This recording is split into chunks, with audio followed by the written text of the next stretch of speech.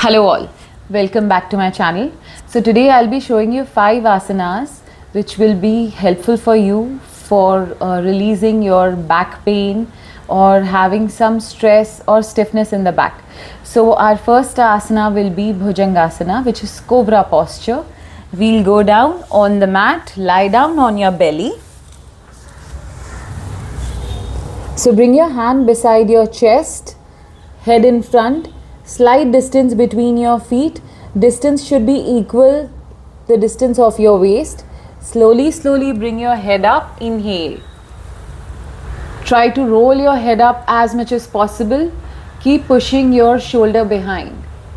Stay there. Keep a count of 10. If after 10 you're tired, you can come down and go back again.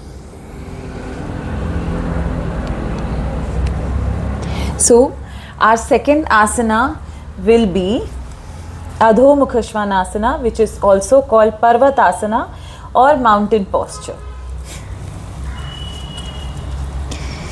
Bring your head in between your hands.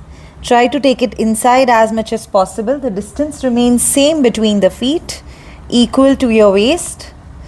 Let your heel be pushed down as much as possible. If in case you find your heel reaching down difficult, keep a movement of your knee one by one.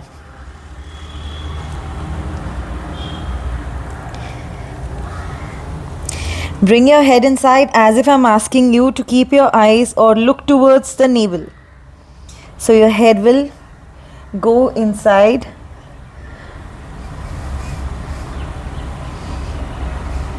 Same. Stay there for 10 counts. Whenever you feel like there's too much pressure on the hands, go down and come back. So our third asana will be cat and camel, or we call it as Marjarasana.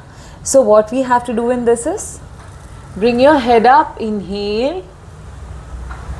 Bring your head down, exhale. So when you bring your head up, it's a cat posture where you have to arch your back as much as possible. When you bring your head inside, it's a camel posture. You have to hunch your back as much as possible. So that's why it's been given an equal breath. When you look up, inhale. When you look down, exhale. Exhale and try to take your belly in as much as possible. Go slow, feel the stretch, feel the asana.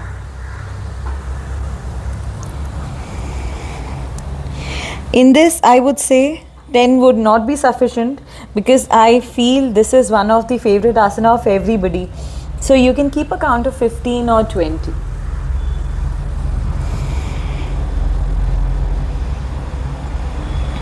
Okay. So our fourth asana will be child posture. This is again one of the favorite of everybody I have seen. So what you have to do in this is,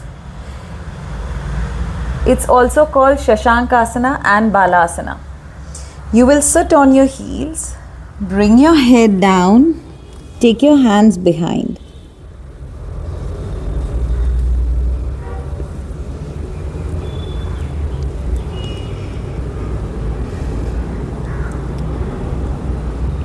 Rest your head down completely.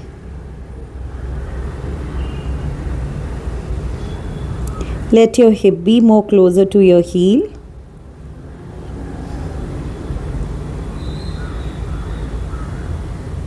In this, there are two options. Either you bring your hand behind and rest your elbow down, or you bring your hands in front and rest your elbow down. Whatever suits you, whatever is comfortable. If you have used too much of upper body, then you can simply bring your hands behind. If the pressure is more on your lower back, so you can bring your hands in front. That is completely up to you. This one, where your hand goes behind, gives more relaxation to the upper body also, or your arms. Slowly come back. We'll go back to our fifth asana.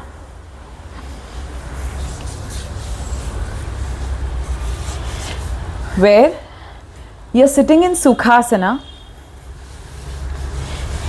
engaging your hands behind in Yoga Mudra, and inhale, look up, with the exhalation you go down. This again relaxes your lower back. And in the same place, if you want to relax your upper body also at the same time, slowly take your hand up as much as possible. This will stretch your arms.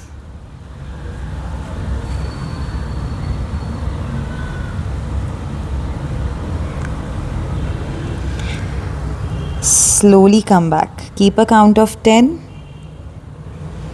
Slowly come back. I hope this information was really helpful to you.